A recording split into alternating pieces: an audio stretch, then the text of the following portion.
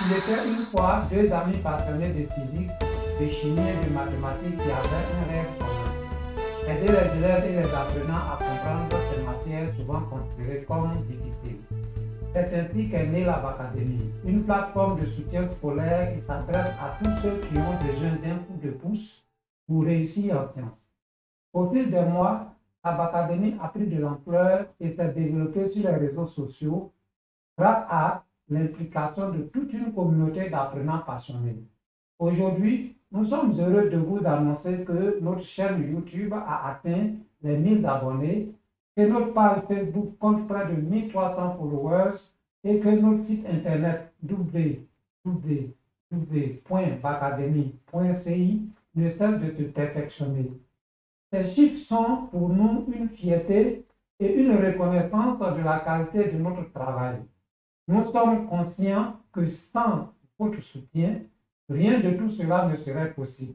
C'est pourquoi nous tenons à remercier chaleureusement chacun de nos abonnés, de nos followers et de nos visiteurs pour leur confiance et leur fidélité.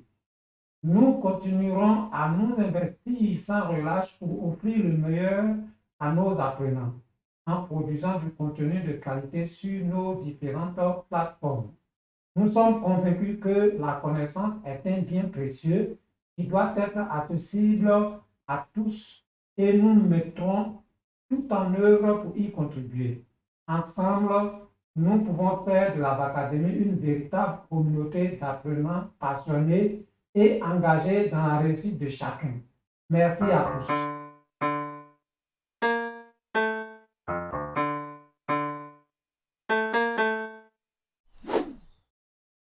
Aujourd'hui, nous allons faire une vidéo de cours.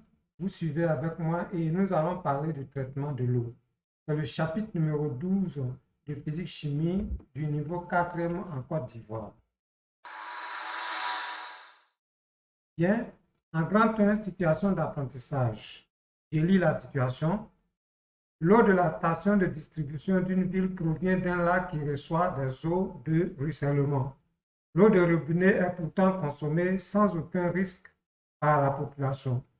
Pour comprendre cette situation, les élèves de la classe de 4e du lycée de cette ville, avec l'aide de leur professeur de physique-chimie, entreprennent de faire des recherches sur quelques agents de pollution de l'eau, quelques étapes de traitement physico-chimique de l'eau et de réaliser la flocculation, la décantation et la filtration. Bien, voilà des camarades de classe qui s'inquiètent de la qualité de l'eau. J'espère que lorsque nous allons étudier cette leçon, nous pourrons répondre à leurs préoccupations. Vous suivez avec moi. Alors, nous allons déballer le tableau des habiletés et des contenus. À la fin de cette leçon, vous devez être capable de connaître quelques agents de pollution de l'eau. Vous devez être capable de connaître quelques étapes du traitement physico-chimique de l'eau: flocculation, décantation, filtration, stérilisation ou désinfection, neutralisation. Vous devez être capable de réaliser la flocculation, la décantation et la filtration. Et vous devez être capable d'expliquer la stérilisation ou la désinfection de l'eau, la neutralisation de l'eau. Vous devez être capable d'interpréter une facture d'eau et enfin, vous devez être capable d'adopter un comportement responsable vis-à-vis de l'eau. Tout cela dit, nous n'allons plus tarder, on aborde ce que nous avons devant nous. En grand 2, nous passons au contenu. 1. Quelques agents de pollution de l'eau. 1. Nécessité de traiter l'eau. L'eau est une source de vie et en même temps présente des dangers pour la vie. C'est pourquoi il faut la traiter avant toute consommation. C'est ce rôle que jouent les sociétés de distribution d'eau. Petit 1.2. Agents de pollution. Les agents polluants de l'eau sont soit des bactéries, des déchets organiques, les produits phytosanitaires. En petit 2, différentes étapes de traitement physico-chimique de l'eau. Nous avons en 2.1 la flocculation. Elle se fait par injection d'un réactif dans l'eau, le sulfate d'aluminium Al2SO4 18H2O. Suite à cela, on constate la formation de flocons qui sont constitués de matière organique. Alors, nous allons davantage vous expliquer tout ça. Si c'est simple, la flocculation permet de séparer les solides légers tels que les feuilles mortes et les brindilles. Donc voilà, vous voyez ici, nous avons de l'eau liquide et vous voyez que les substances légères remontent lorsqu'on laisse reposer. On dit que vous avez fait une flocculation. 2. Décantation. Après la flocculation, la solution est laissée reposer de sorte que les flocons formés soient éliminés. Donc vous voyez. Alors, cette fois-ci pour la décantation, on laisse reposer le liquide et vous allez voir qu'au bout d'un certain temps, il y a un dépôt d'argile au fond du liquide et vous avez l'eau en haut, bien le liquide en haut. La décantation permet de séparer les matières solides en suspension dans l'eau, comme le sable et la boue. C'est très bien dit. Lorsque vous avez du sable et de la boue dans de l'eau, que vous laissez reposer cette eau-là, vous allez voir qu'à un certain moment donné, le sable descend et la boue également. On dit que vous avez fait une décantation. 2, 3, filtration. Elle consiste à faire passer de l'eau à travers un filtre. Donc, quand vous entendez filtration, c'est que nous allons faire passer de l'eau à travers un filtre. Lorsque vous regardez ce schéma, vous voyez que nous prenons un mélange hétérogène et nous renversons ce mélange-là dans le papier à filtre qui est dans l'entonnoir. Vous voyez que nous allons obtenir le filtrage. On dit la filtration sépare l'eau de toutes les substances solides. 2, 4. Désinfection ou stérilisation. Ce procédé permet la destruction de micro-organismes susceptibles de transmettre des maladies. C'est très clair.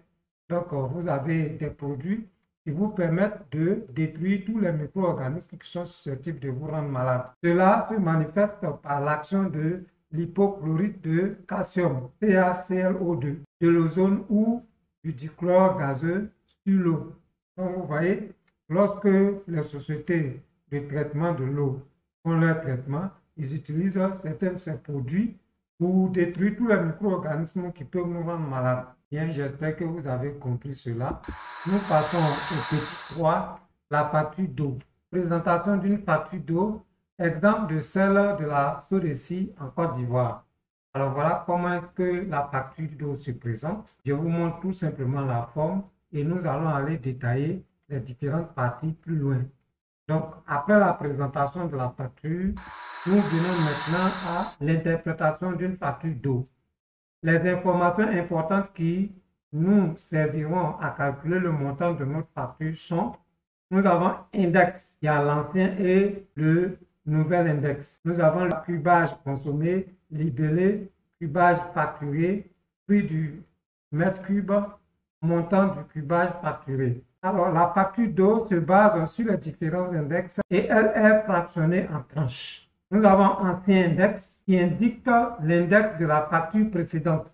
C'est-à-dire, quand vous avez consommé l'eau, vous avez atteint un certain nombre de mètres cubes le mois dernier. C'est cet index-là qui sera là dans ancien index. Et maintenant, la mention ancien index indiquée sur la présente facture était désignée par la mention nouvel index sur la précédente facture.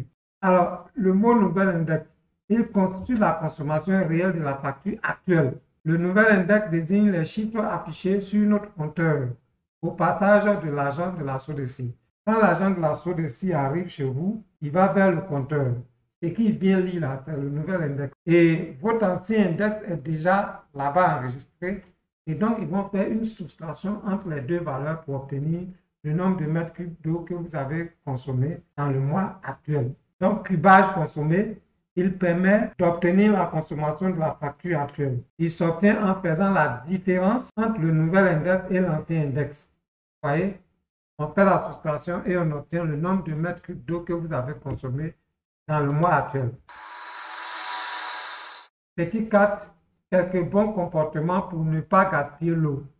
Si la préservation de la ressource en eau est l'affaire de tous, chacun peut à son échelle contribuer à réduire sa consommation d'eau. Quelques petits gestes éco-citoyens simple constitue un bon point de départ et peut permettre de diminuer de 20 à 30% la consommation d'eau dans un foyer. Alors, on va citer quelques comportements. Prendre des douches plutôt que des bains. Ne pas laisser couler l'eau en se brossant les dents ou les mains. Donc, quand on dit ne pas couler l'eau en se brossant les dents ou les mains, cela veut dire que quand vous venez le matin, quand vous ouvrez le robinet, vous lavez votre main, vous refermez le temps que vous vous brossez. Il ne faut pas laisser le robinet ouvert et puis continuer à te brosser. C'est du gaspillage. Utilisez une chasse d'eau double commande. Lavez la voiture à l'éponge et non au jet. Et que si vous voulez laver votre voiture, vous mouillez, vous prenez l'éponge, vous lavez. Vous devez laver à l'eau continuellement. C'est du gaspillage. Arroser le jardin le soir pour limiter l'évaporation de l'eau. Donc vous voyez, si vous voulez arroser votre jardin, prenez soin de le faire le soir. Parce que nous tombons dans la nuit, il n'y a plus d'évaporation. Être économe en eau lors du lavage des légumes, des vêtements, etc. Donc vous voyez, dans toute chose, il faut économiser de l'eau. Bien, cette vidéo est terminée. Je vous remercie de l'avoir regardée. Abonnez-vous à la chaîne YouTube et à la page Facebook de la Bacadémie. Laissez des j'aime, commentez et partagez les publications. Activez la cloche de notification pour rester informé des publications. Visitez le site internet www.bacademy.ci pour être davantage informé. Je vous remercie.